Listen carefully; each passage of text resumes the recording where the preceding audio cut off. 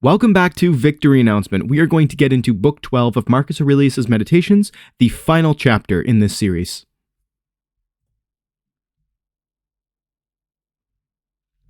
Book 12. All those things at which thou wishest to arrive by a circuitous road, thou canst have now, if thou dost not refuse them to thyself. And this means, if thou wilt take no notice of all the past, and trust the future to providence, and direct the present only conformably to piety and justice.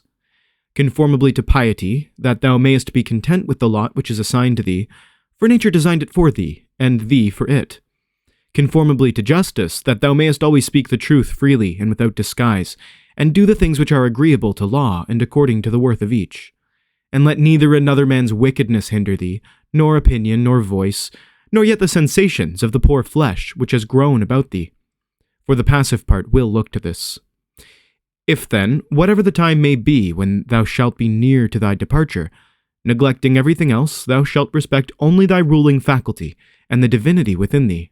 And if thou shalt be afraid not, because thou must sometimes cease to live, but if thou shalt fear never to have begun to live according to nature, then thou wilt be a man worthy of the universe which has produced thee, and thou wilt cease to be a stranger in thy native land, and to wonder at things which happen daily as if they were something unexpected, and to be dependent on this or that. God sees the minds, ruling principles, of all men bared of the material vesture and rind in impurities. For with his intellectual part alone he touches the universe only which has flowed and been derived from himself into these bodies. And if thou also usest thyself to do this, thou wilt rid thyself of thy much trouble. For he who regards not the poor flesh which envelops him, surely will not trouble himself by looking after raiment and dwelling and fame and such like externals and show. The things are three of which thou art composed: a little body, a little breath, life, intelligence. Of these first two are thine, so far as it is thy duty to take care of them. But the third alone is properly thine. Therefore, if thou shalt separate from thyself, that is, from thy understanding, whatever others do or say, and whatever thou hast done or said thyself, and whatever future things trouble thee because they may happen, and whatever in the body which envelops thee, or in the breath, life, which is by nature associated with the body, is attached to thee independent of thy will, and whatever the external circumfluent vortex whirls around, so that the intellectual power, exempt from the things of fate, can live pure and free by itself, doing what is just, and accepting what happens and saying the truth. If thou wilt separate, I say, from this ruling faculty the things which are attached to it by the impressions of sense, and the things of time to come and of time that is past, and wilt make thyself like Empedocles' sphere, all round, and in its joyous rest reposing. And if thou shalt strive to live only what is really thy life, that is, the present, then thou wilt be able to pass that portion of life which remains for thee up to the time of thy death, free from perturbations, nobly, and obedient to thy own demon, to the God that is within thee. I have often wondered how it is that every man loves himself more than all the rest of men, but yet sets less value on his own opinions of himself than on the opinion of others. If, then, a god or a wise teacher should present himself to a man and bid him to think of nothing, and to design nothing which he would not express as soon as he conceived it, he could not endure it even for a single day. So much more respect have we to what our neighbors shall think of us than to what we shall think of ourselves. How can it be that the gods, after having arranged all things well and benevolently for mankind, have overlooked this alone, that some men, and very good men, and men who, as we may say, have had most communion with the divinity, and through pious acts and religious observances have been most intimate with the divinity, when they have once died, should never exist again, but should be completely extinguished? But if this is so, be assured that, if it ought to have been otherwise, the gods would have done it. For if it were just, it would also be possible. And if it were according to nature, nature would have had it so. But because it is not so, if in fact it is not so, Be thou convinced that it ought not to have been so. For thou seest even of thyself that in this inquiry thou art disputing with the deity. And we should not thus dispute with the gods, unless they were most excellent and most just. But if this is so, they would not have allowed anything in the ordering of the universe to be neglected unjustly and irrationally. Practice thyself even in the things which thou despairest of accomplishing. For even the left hand, which is ineffectual for all other things for want of practice, holds the bridle more vigorously than the right hand, for it has been practiced in this. Consider in what condition, both in body and soul, a man should be when he is overtaken by death, and consider the shortness of life, the boundless abyss of time past and future, the feebleness of all matter. Contemplate the formative forms of things bare and their coverings, the purposes of actions. Consider what pain is, what pleasure is, and death and fame. Who is to himself the cause of his uneasiness? How no man is hindered by another, that everything is opinion. In the application of thy principles, thou must be like the pancratiast, not like the gladiator. For the gladiator lets fall the sword which he uses and is killed, but the other always has his hand, and needs to do nothing else than use it. See what things are in themselves, dividing them into matter, form, and purpose. What a power man has to do nothing except what God will approve, and to accept all that God may give him. With respect to that which happens conformably to nature, we ought to blame neither gods, for they do nothing wrong, either voluntarily or involuntarily, nor men, for they do nothing wrong except involuntarily. Consequently, we should blame nobody. How ridiculous and what a stranger he is, who is surprised at anything which happens in life. Either there is a fatal necessity and invincible order, or a kind of providence, or a confusion without a purpose and without a director. Book 4. If then there is an invincible necessity, why dost thou resist? But if there is a providence, which allows itself to be propitiated, make thyself worthy of the help of the divinity. But if there is a confusion without governor, be content that in such a tempest thou hast in thyself a certain ruling intelligence.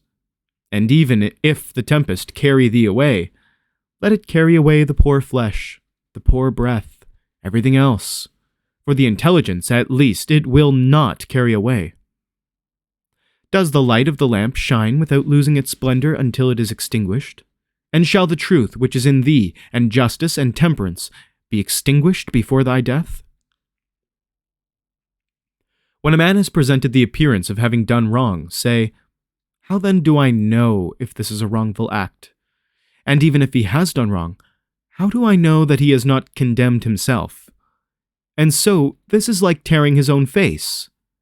Consider that he, who would not have the bad man do wrong, is like the man who would not have the fig tree to bear juice in the figs, and infants to cry, and the horse to neigh, and whatever else of necessity must be. For what must a man do who has such a character? If then thou art irritable, cure this man's disposition. If it is not right, do not do it. If it is not true, do not say it. For let thy efforts be. In everything always, observe what the thing is which produces for thee an appearance, and resolve it by dividing it into the formal, the material, the purpose, and the time within which it must end. Perceive at last that thou hast in thee something better and more divine than the things which cause the various affects, and, as it were, pull thee by the strings. What is there now in my mind? Is it fear, or suspicion, or desire, or anything of the kind? First, do nothing inconsiderately, nor without a purpose. Second, make thy acts refer to nothing else than to a social end. Consider that before long thou wilt be nobody and nowhere, nor will any of the things exist which thou now seest, nor any of those who are now living.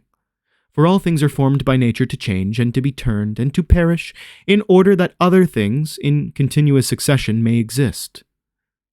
Consider that everything is opinion, and opinion is in thy power. Take away then, when thou choosest, thy opinion, and like a mariner who has doubled the promontory, thou wilt find calm, everything stable, and a waveless bay. Any one activity, whatever it may be, when it has ceased at its proper time, suffers no evil because it has ceased, nor he who has done this act does he suffer any evil for this reason that the act has ceased. In like manner, then, the whole which consists of all the acts, which is our life, if it cease at its proper time, suffers no evil for this reason that it has ceased. Nor he who has terminated this series at the proper time, has he been ill dealt with. But the proper time and the limit nature fixes, sometimes, as in old age, the peculiar nature of man, but always the universal nature, by the change of whose parts the whole universe continues ever young and perfect. And everything which is useful to the universal is always good and in season. Therefore the termination of life for every man is no evil, because neither is it shameful, since it is both independent of the will and not opposed to the general interest. But it is good, since it is seasonable and profitable to and congruent with the universal. For thus, too, he is moved by the deity, who is moved in the same manner with the deity, and moved towards the same things in his mind. These three principles thou must have in readiness. In the things which thou doest, do nothing either inconsiderately or otherwise than as justice herself would act. But with respect to what may happen to thee from without, consider that it happens either by chance or according to providence, and thou must neither blame chance nor accuse providence.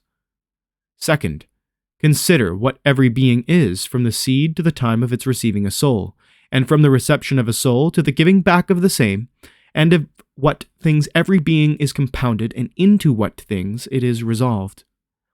Third, if thou shouldst suddenly be raised up above the earth, and shouldst look down on human beings, and observe the variety of them, how great it is, and at the same time also shouldst see, at a glance, how great is the number of beings who dwell around in the air and the aether, consider that as often as thou shouldst be raised up, thou wouldst see the same things, sameness of form and shortness of duration. Are these things to be proud of? Cast away opinion, thou art saved. Who then hinders thee from casting it away? When thou art troubled about anything, thou hast forgotten this, that all things happen according to the universal nature, and forgotten this, that a man's wrongful act is nothing to thee, and further, thou hast forgotten this, that everything which happens always happened so and will happen so, and now happens so everywhere.